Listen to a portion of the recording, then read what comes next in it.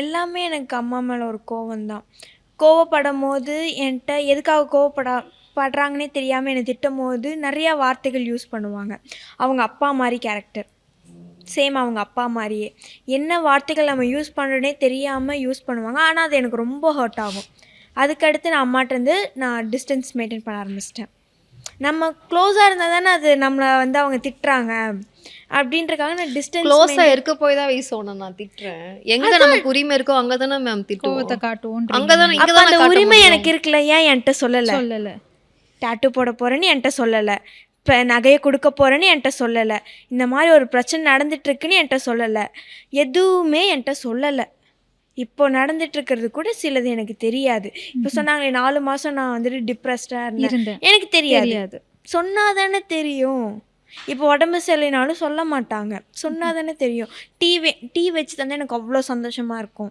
நமக்கு உடம்பு சரியாதப்போ நமக்கு எப்படி சொல்கிறது, டீ வேணும் அப்படின்னு நம்ம சொன்னால் தான் அவங்களுக்கு தெரியும். நம்ம நினச்சிட்டே இருந்தால் அவங்களுக்கு தெரியாதுல்ல, அவங்களுக்கு வேணாம், இப்போதைக்கு வேணாம் அப்படின்ற மாதிரி ஒரு மைண்ட் தாட்டில் நான். அம்மா மேலே நீங்கள் கேர் எடுக்கிறீங்களா? அவங்க வந்துட்டு எப்படி சொல்கிறது, என்னோட கேரை அவங்க வந்துட்டு இது பண்ணலை. அவங்க ஏங்கிறதே அதுக்கு தான்டா, அவங்க யாரும் பார்த்துக்கல அப்படின்றது தான்டா. இப்போ மதிக்கலை, என்னோட கேரை எதுவுமே மதிக்கலை. அப்போ நான் ஏன் என்னோட லவ்வை நான் எக்ஸ்ப்ரோஸ் பண்ணணும் அப்படின்ற அளவுக்கு நான் வந்துட்டேன். ரொம்ப எனக்கு அதை ஹர்ட் ஆகுது. நீங்கள் குட்டி பாப்பாவாக இருக்கும்போது அம்மா உங்களை எப்படி பார்த்துக்கிட்டாங்கன்னு உங்களுக்கு ஞாபகமாக இருக்கா? எப்படி பார்த்துக்கிட்டாங்க அம்மா? என் கூட நான் வந்து குழந்தையா இருக்கும்போது அம்மா வந்துட்டு எப்படியா என்கிட்ட டெய்லியுமே பேசுவாங்க.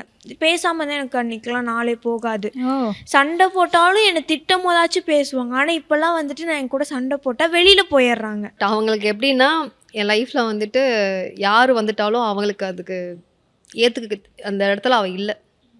பாப்பாவுக்கு என்னன்னா, நான் ஒரு மேரேஜ் பண்ணுறதா இருக்கட்டும், எனக்குன்னு என் அம்மா அப்பா யாருமே என் கூட இருக்கிறதா அவங்களுக்கு விருப்பம் கிடையாது. வைஷு வந்துட்டு நீ சொல்லு, அம்மா வந்து இன்னொரு லைஃப் எடுத்தா உனக்கு எப்படி வைஷு? இல்லை நான் இருக்கேம்மான்னு ஒரு வார்த்தை எனக்கு நீ போல்டா சொல்லு.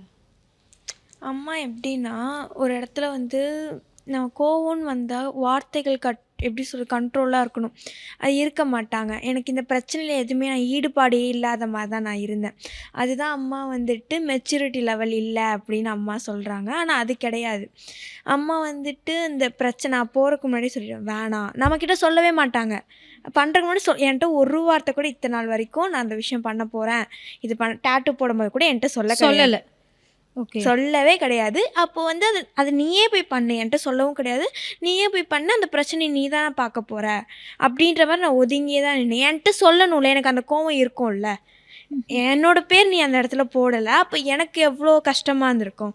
14 வருஷமாக நான் அவங்க கூட இருக்கேன். நீ என்ன மீறி இப்போ 4 மாதம் 1 வருஷம் இப்போ வந்தவங்க நீ ஏன் அவ்வளோ ட்ரஸ் பண்ணுற? கரெக்டாக தானே கேட்குறாங்க ஜெகா. அவளை எங்கேயுமே நான் டவுன் பண்ணல மேம். அது வந்து ஒரே விஷயம் நான் அப்போவே நான் சொல்லிட்டேன். நான் அந்த ஒரு டேட்டு போட்டதுக்கு ரீசன் நான் சொல்லிட்டேன். எனக்கு ஒருத்தவங்க இருக்காங்கன்றதுக்காக நான் வந்துட்டு சொல்லப்போனால் அவங்களுக்கு ஏஜ் வந்து அதிகம். உங்களுக்கு ஒருத்தவங்க இருக்காங்க, ஆனால் கூடவே ஒருத்தவங்க இருக்காங்க. நான் விட மாட்டேனே மேம், அவங்களுக்கு சொல்லணும்ல. நீங்கள் அவளை நான் விட மாட்டேனே, அவளுக்கு நான் கூட இருப்பேனே, எனக்கு அவங்க என் கூட இருக்கணுமே. அவங்க யாருமே உங்களை, நான் தான் சொல்றேனே, உங்க மனசை யாருமே பார்க்கலையே, எல்லாருமே உங்களை தெரியல பார்த்துருக்காங்க. தெரியலையே அப்போ தெரியலையே. அவங்களுக்கு என்னன்னா, அவங்களுக்கு ஒரு நம்பிக்கை நம்ம கொடுக்கணும்னு நினைச்சேன். அதாவது உங்களுக்கு புரியுதா? உங்களுக்கு உங்ககிட்ட அவங்க எதிர்பார்க்கறது என்னன்றது உங்களுக்கு புரியுதா? யோசிச்சிருக்கீங்களா தனியா உட்காந்து? புரியுது. எப்போ புரிஞ்சிச்சு உங்களுக்கு? எப்போ ஏமாந்து போய் உட்காரும் போது தானே மேம் புரியும், அடிபட்டு உட்காரும் போது தானே புரியும்.